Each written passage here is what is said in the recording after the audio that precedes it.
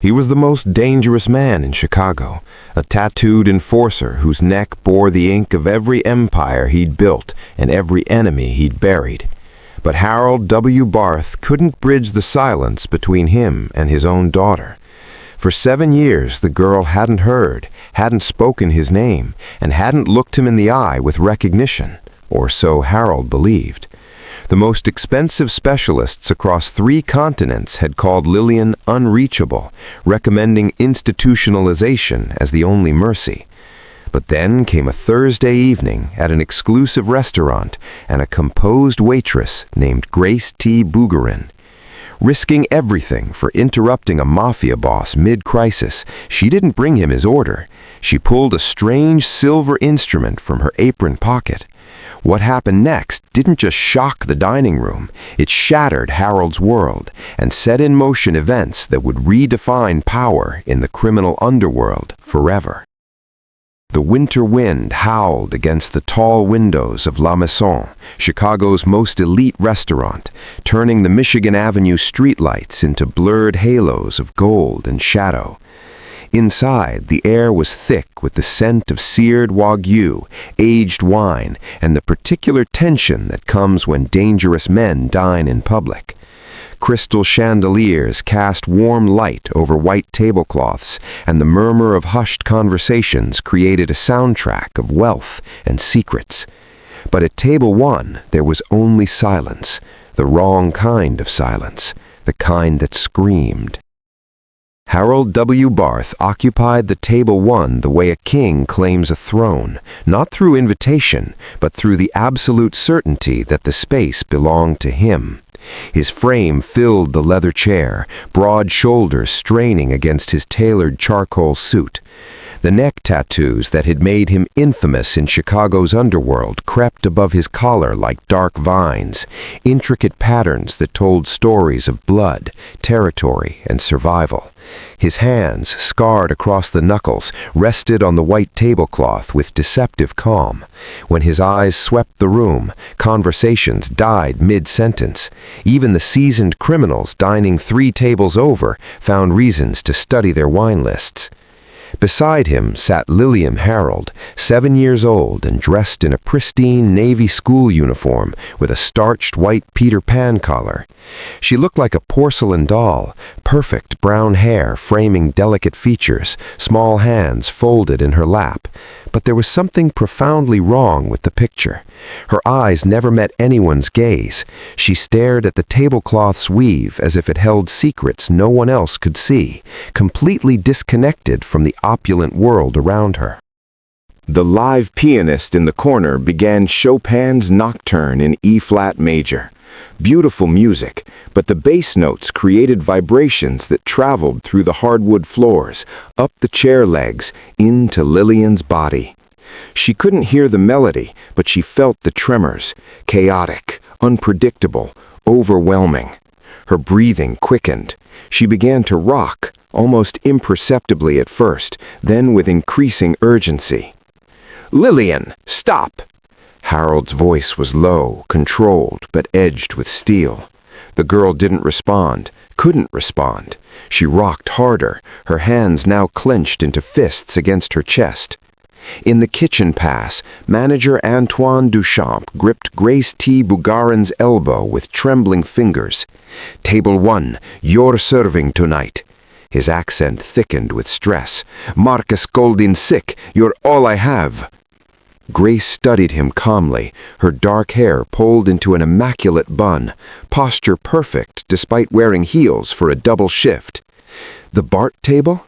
"Yes, do not—" Antoine's voice cracked. "Do not look him in the eye too long. Do not question anything. They say he once broke a sommelier's hand for suggesting the wrong vintage. Just smile, pour water, take the order, disappear." Grace took the water pitcher, but her attention had already shifted to table 1. She watched Lillian's rocking intensify, saw the child's mouth open in a silent scream of distress that only Grace seemed to recognize for what it was. Not misbehavior, not defiance, sensory overload in a deaf child who'd never been taught to process the vibrations bombarding her nervous system. Harold's jaw clenched as every eye in the restaurant turned toward his table.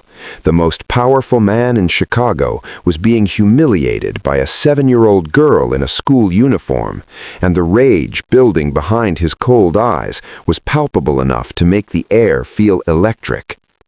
Grace moved forward, water pitcher in hand, every instinct screaming that she was walking toward something that could destroy her. But she'd seen this before. She knew what was happening, and she couldn't walk away. The meltdown hit like a wave cresting. Lillian lurched to her feet, standing on the velvet chair cushion, her small frame trembling violently. The sounds that tore from her throat were guttural, primal, the unmodulated cries of someone who couldn't hear their own voice. Her hands clamped over her ears, trying to block vibrations that came through her bones, through the floor, through the very air pressing against her skin. Harold stood so fast his chair scraped backward with a screech.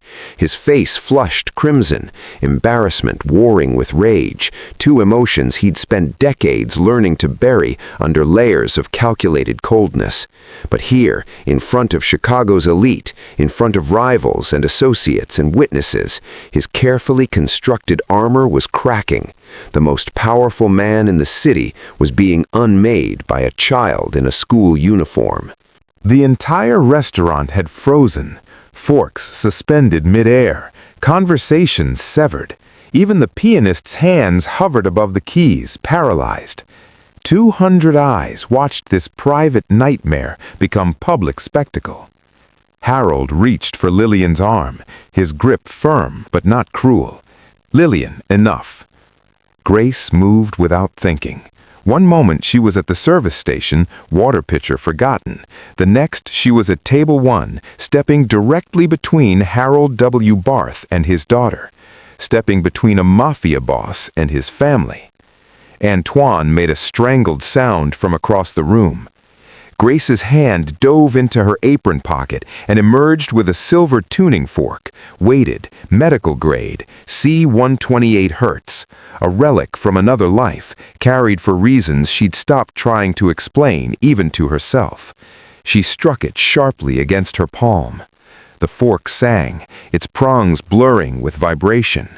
Before Harold could process what was happening, Grace pressed the stem against Lillian's exposed collarbone, just above the white collar of her uniform.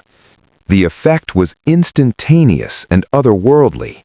The pure, controlled vibration flooded Lillian's system like water to someone dying of thirst, a single clear frequency cutting through the chaos of ambient noise she couldn't filter. The child's body went still. Her hands dropped from her ears. Her eyes, dark, intelligent, desperately lonely, opened wide. And then Lillian laughed. It was rusty, unused, the sound of vocal cords that rarely had reason to engage, but it was genuine joy. She reached for the tuning fork with both hands, touching the vibrating metal with wonder, feeling the hum travel through her fingertips. Her mouth formed a perfect O of amazement. The silence in La Maison shifted from horrified to stunned. Harold stared at Grace. His expression was a collision of emotions that had no business appearing on the face of a man who'd built an empire on fear. Shock that bordered on betrayal, suspicion sharp as a blade, and underneath it all, something dangerous and desperate that looked almost like hope. "Who are you?" His voice was barely above a whisper, but it carried the weight of a command. "What did you just do to my daughter?" Grace met his eyes, her heart hammering against her ribs. Bone conduction. The vibration bypasses her damaged auditory system and stimulates her inner ear directly. It's vibrational therapy. She's not... Grace paused, choosing her words carefully. "She's not broken, Mr. Barth. She's just been speaking a language no one's bothered to learn." Harold looked at Lillian, who was now pressing the tuning fork against her own throat, her chest, experimenting with wonder. Then back to Grace. "You're coming with me." It wasn't a question. Name your price. The courtesy in his tone was paper-thin over steel. This wasn't a negotiation. This was an acquisition, and Grace T. Bouguerin had just become the most valuable asset Harold W. Barth had ever claimed. The SUV's windows were tinted so dark that Grace couldn't see Chicago passing outside, only her own reflection staring back, eyes wide with the realization of what she'd done. Harold sat across from her in silence, making phone calls in a language that sounded like Polish, his voice a low rumble of commands. Lillian sat between them, still clutching the tuning fork like a talisman, her fingers tracing its prongs over and over. When they finally stopped, Grace's door was opened by a man built like a monument. The estate stretched before her, a brutalist mansion of concrete and glass perched on Lake Michigan's shore, all sharp angles and cold surfaces. High walls topped with cameras enclosed the property. Armed guards moved through the shadows with practiced efficiency. It was beautiful in the way a knife is beautiful, precisely designed, lethally functional. Maria Kowalski waited at the entrance, 60, gray-haired, with a face that suggested she'd seen everything twice and been unimpressed both times. Her handshake was brief and cold. "The rules are simple, Miss Bouguerin," she said in accented English, leading Grace through marble corridors. "You don't ask about Mr. Barth's business. You don't leave the grounds without permission. You don't refuse his requests." She paused at a doorway. "Your room." It was luxurious. King bed with silk sheets, ensuite bathroom with heated floors, a balcony overlooking the lake.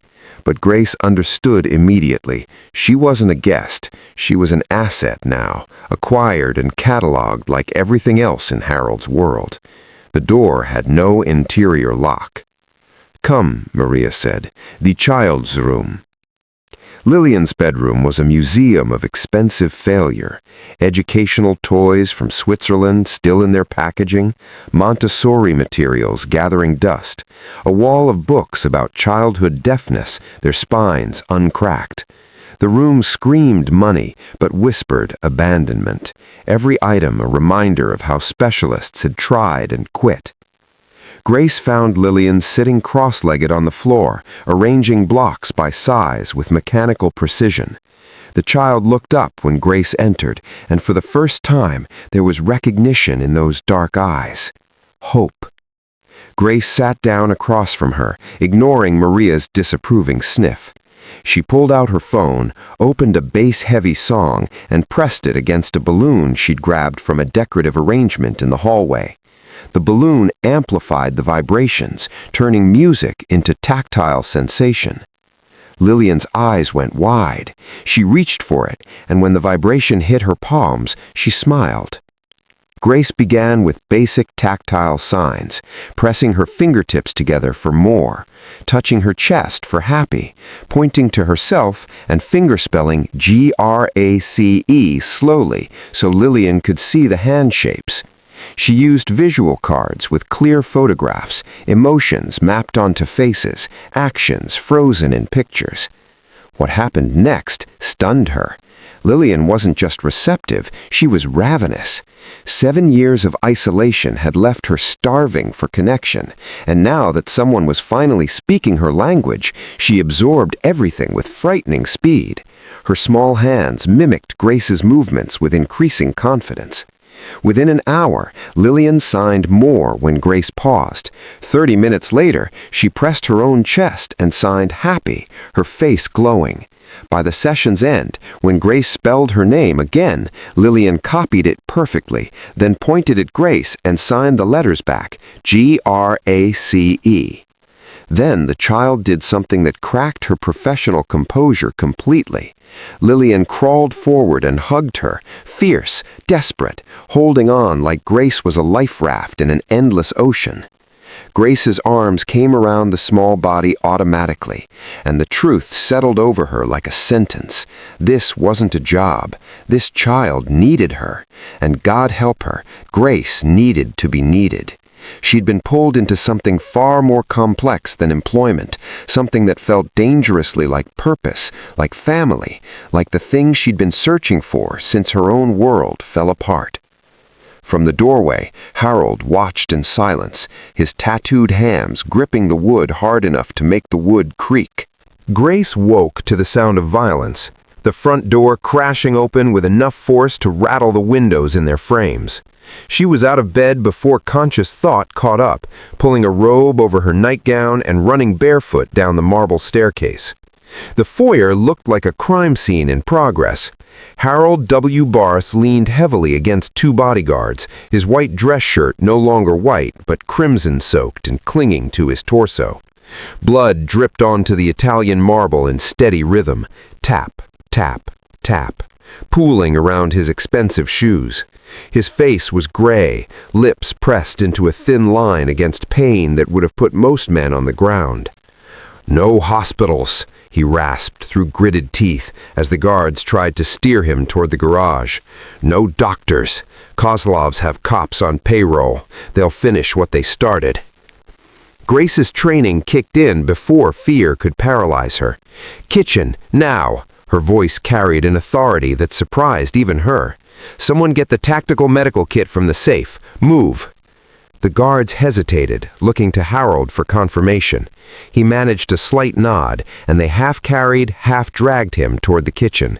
Grace was already there, sweeping everything off the steel-topped island, fruit bowl, mail, keys scattering across the floor. She grabbed kitchen shears from the knife block. "Put him here, on his back." They lifted Harold onto the cold surface. He hissed in pain, his hands instinctively moving to protect his side. Grace pushed them away gently but firmly and cut through his ruined shirt with efficient precision.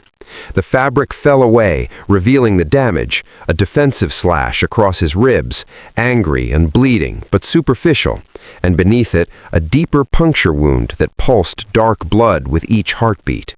"Towels, clean ones, and that medical kit, where is it?" Grace scrubbed her hands at the sink with dish soap, counting seconds the way her mother's home health nurse had taught her years ago. A guard arrived with a tactical trauma kit that looked military grade. Grace snapped it open, her hands steady despite her racing heart. She flushed the wounds with saline, threaded a curved suture needle, and began to work. Harold watched her through pain-glazed eyes, seeing her completely for the first time. Not the waitress, not the governess, someone else entirely. "You've done this before," he managed, his voice tight. "My mother had complications after her cancer surgery," Grace said quietly, her focus on the needle entering his skin, pulling through, tying off. "Home health care wasn't enough. The visiting nurse showed me once, then I did it 14 more times over 6 months. She didn't add that she'd been 19, terrified, keeping her mother alive in a studio apartment because they couldn't afford extended care." The intimacy of the moment was undeniable. She was literally holding his life in her hands, her fingers inside his body, closing wounds that someone had opened intending to kill him.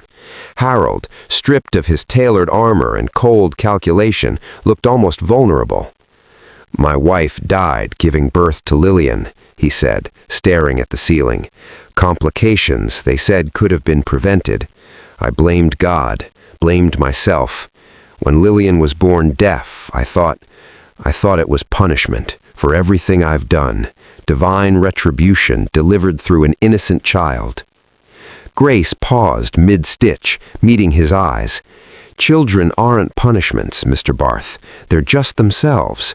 Lillian's deafness isn't about you. It's about her and the world she experiences that you've never tried to understand." Harold's phone buzzed on the counter, an encrypted message notification. One of the guards brought it over. Harold read the screen, and what little color remained in his face drained completely. "What?" Grace asked, tying off the final suture. "Someone inside gave the Kozlovs my route tonight." His voice was hollow, dangerous. "I have a traitor in my own house." 3 weeks blurred together in a rhythm of breakthrough and paranoia. Lillian flourished like a plant finally given water after years of drought. She mastered 60 signs with hunger that bordered on desperation. More, happy, sad, angry, tired, play, eat, love. She began reading lips, not for sound but for visual patterns, learning to match mouth shapes with meanings.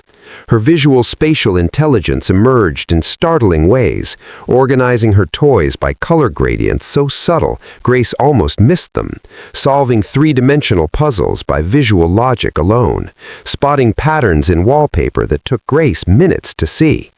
The breakthrough came on a Tuesday afternoon. Lillian looked up from her puzzle, her small hands moving with newfound confidence, signing a complete sentence. "Dad home soon?" Grace's breath caught. A question, abstract thought, future tense. This wasn't just communication, this was language. "Yes," Grace signed back, tears pricking her eyes. "Soon." Harold had been watching from the doorway. Grace didn't know how long he'd been standing there, half hidden in shadow, observing the magic he was afraid to interrupt. He'd caught him there a dozen times over the past weeks, this powerful man reduced to hovering at the periphery of his daughter's world, terrified to enter and break the spell. "Come here," Grace called softly. "It's time."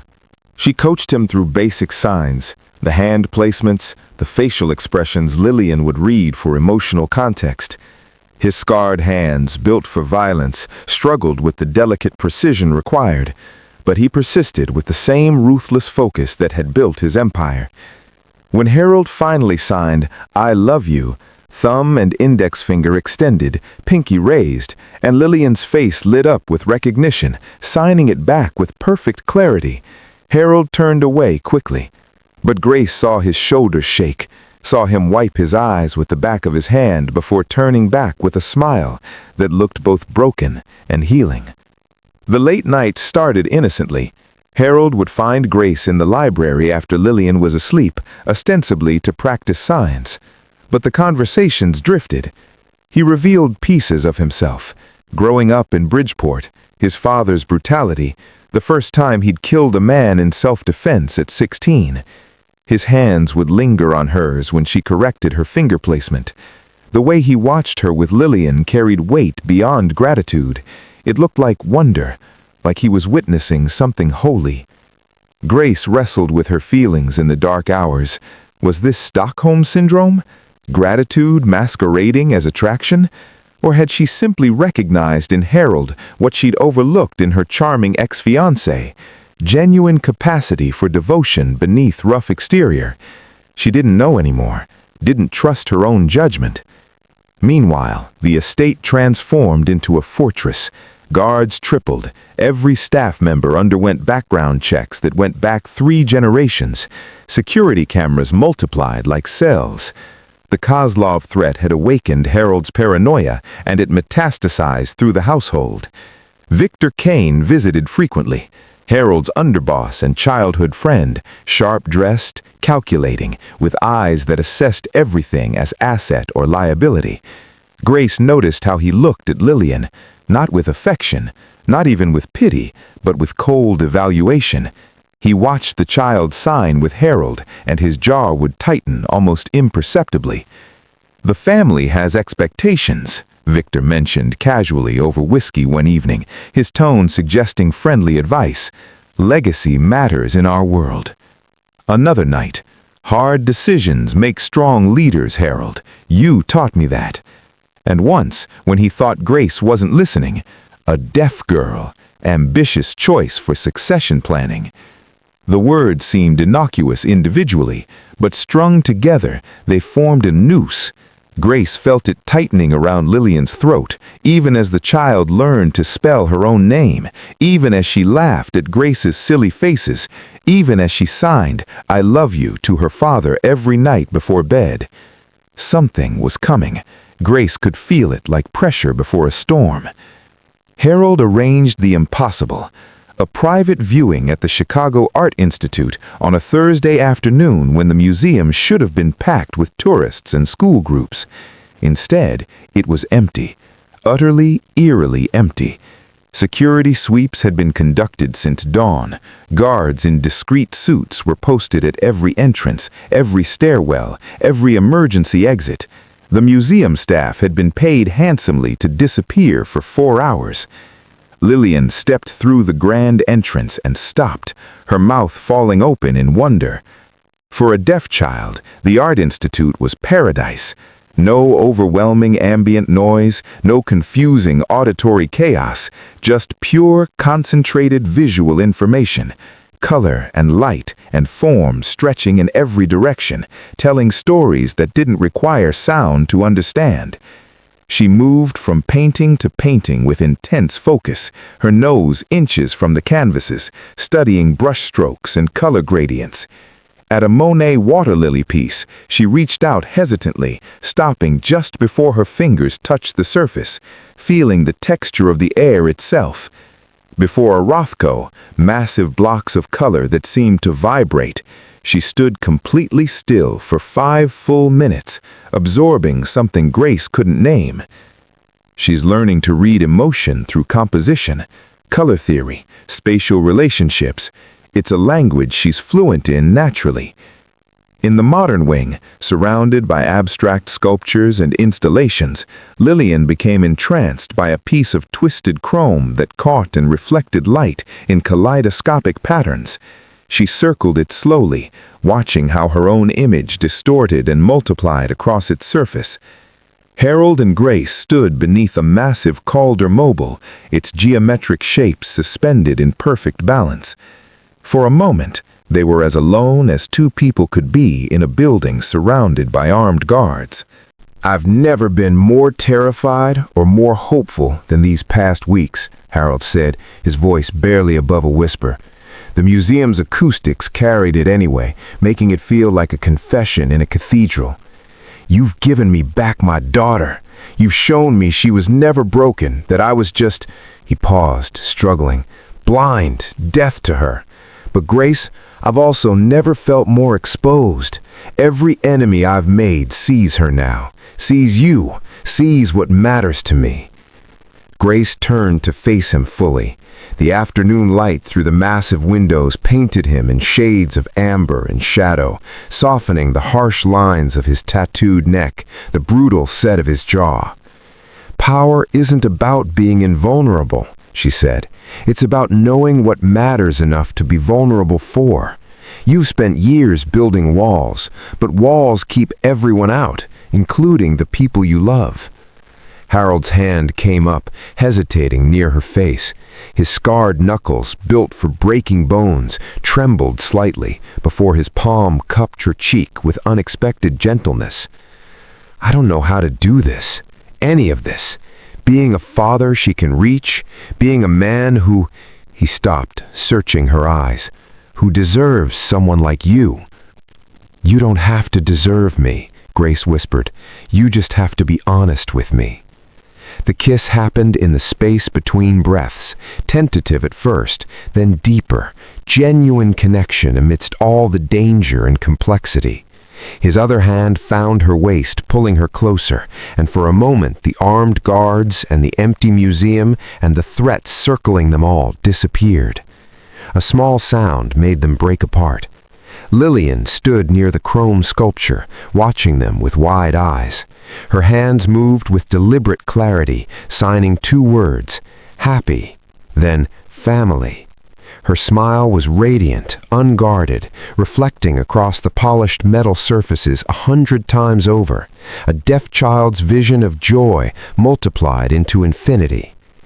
Lillian had returned to the chrome sculpture, captivated by how it fractured reality into impossible angles. She pressed her palm against the cool metal, watching her hand multiply across the curved surface, one hand becoming 5, becoming 12, each reflection distorted but recognizable. Then she went completely still. In the warped mirror of polished chrome, among all the reflected light and shadow, a tiny red dot danced. It moved across the metal surface like a firefly, a pinpoint of crimson that didn't belong in the muted palette of the museum. Lillian's eyes, trained by 7 years of living without sound, hyper-aware of every visual anomaly, tracked it with laser focus. Her hands flew into motion, frantic and urgent. She waved at Grace, signing danger over and over, the sign sharp and violent. Then bad, her face twisted with fear. She pointed at the reflection, at the dancing red dot, at something only she could see in the distorted chrome. Grace followed her finger, squinting at the sculpture's surface. It took her brain a moment to process what her eyes were seeing, to translate the reflection back into reality. The red dot, the angle, the source on the second-floor balcony overlooking the sculpture garden. The sniper. "Get down!" Grace's scream shattered the museum's reverent silence. The first shot answered her, a crack that echoed through the vaulted space like thunder, followed by the explosive sound of the glass wall beside Harold's head disintegrating into a million diamonds. The bullet buried itself in a marble column, leaving a crater the size of a fist. Chaos detonated. Harold's guards returned fire, their weapons appearing from shoulder holsters and ankle rigs with practiced speed. 2 museum staff members who absolutely should not have been in the building scattered screaming. Alarms began to wail, a piercing sound Lillian couldn't hear but could feel vibrating through the floor. Harold moved on pure instinct, his body covering both Grace and Lillian as he drew his own weapon. He fired toward the balcony in controlled bursts, using sculpture bases as cover. His phone buzzed against his chest, once, twice. Grace saw him glance at the screen, saw his face transform from tactical focus to something far more dangerous, betrayal carved into human features. "Victor," Harold said, his voice hollow. He held the phone so Grace could read the message. "She's the weakness that will destroy everything we built. A death girl can't lead the family. I'm saving us. I'm saving you from yourself." The betrayal cut deeper than bullets.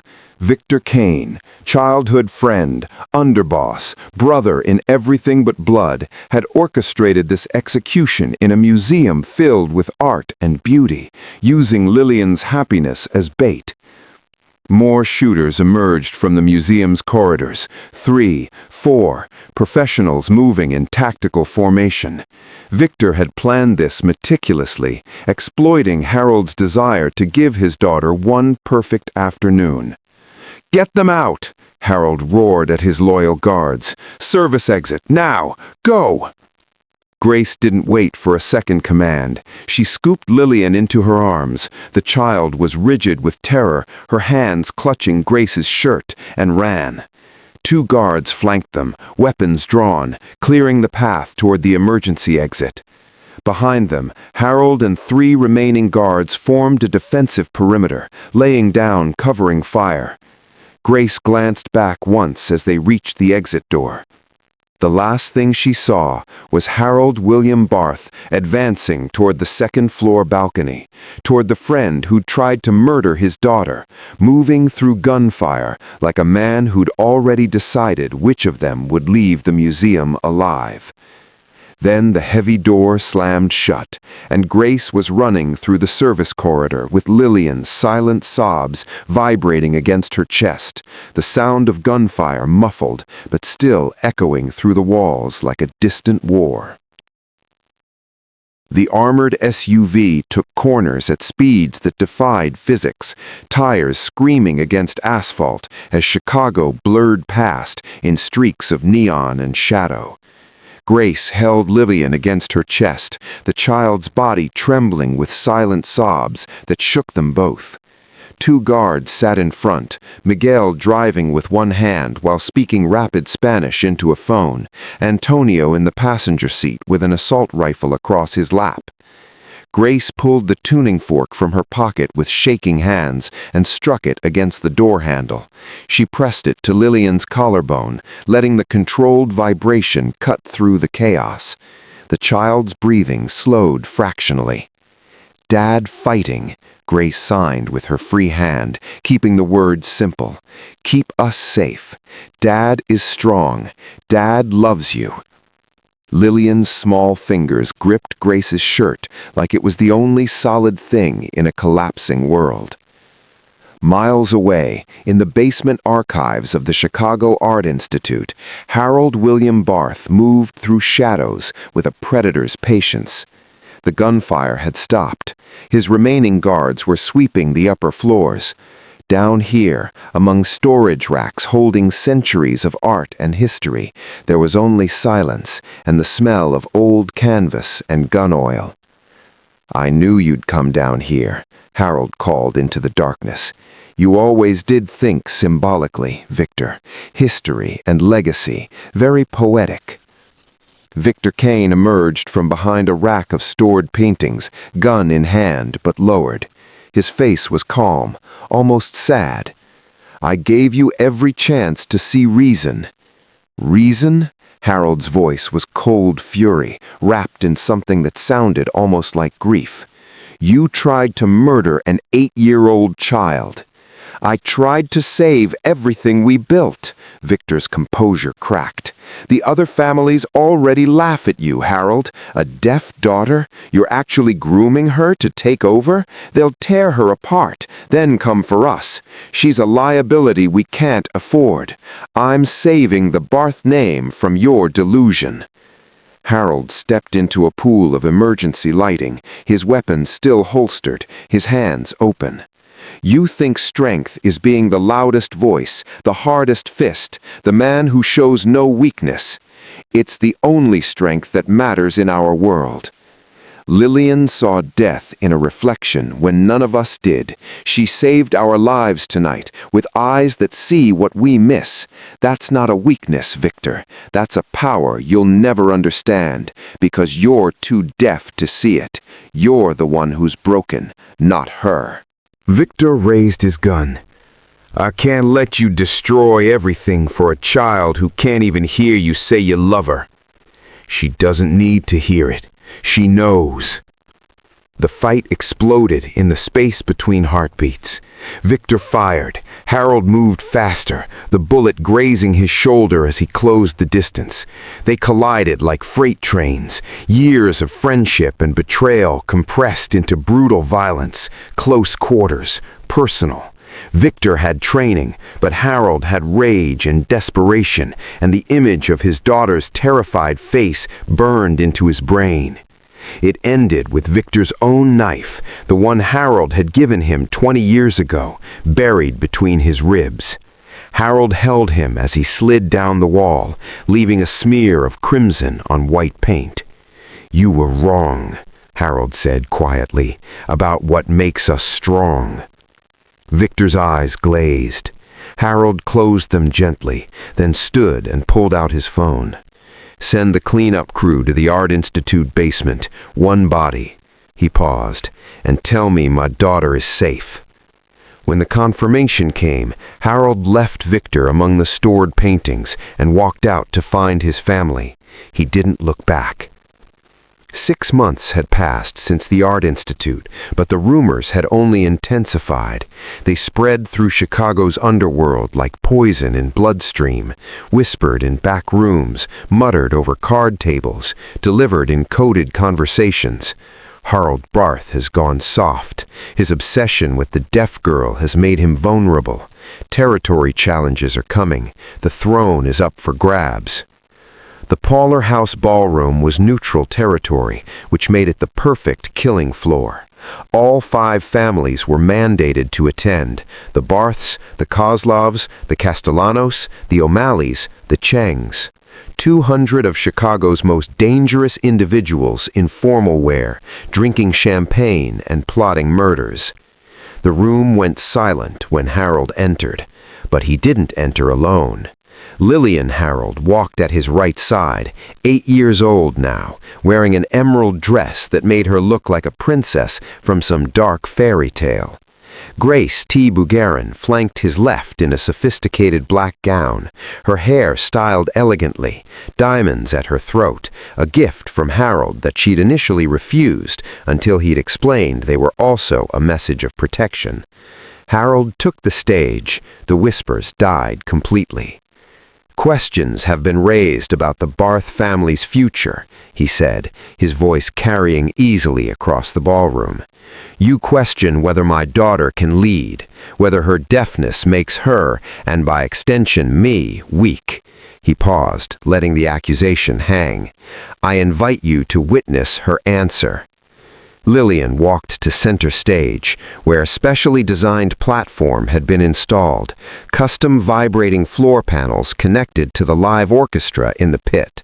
Stage lights dimmed, projection screens descended. What followed was revolutionary. The orchestra began Vivaldi's Winter, sharp, staccato, violent in its beauty. Lillian couldn't hear a single note, but the floor transmitted every frequency through her feet, and the visual cues, light projections choreographed to the tempo, color shifts marking crescendos, gave her tempo and rhythm. She danced. It was contemporary ballet, angular and fierce, her movements perfectly synchronized to music she'd never heard. Her body control was extraordinary, each gesture precise, each turn timed to vibrations only she could feel.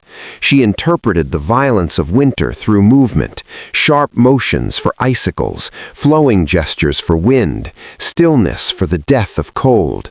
The juxtaposition was powerful and undeniable, a deaf child performing with more precision and grace than most hearing dancers, moving to a frequency the audience could hear, but she could only feel, making the invisible visible.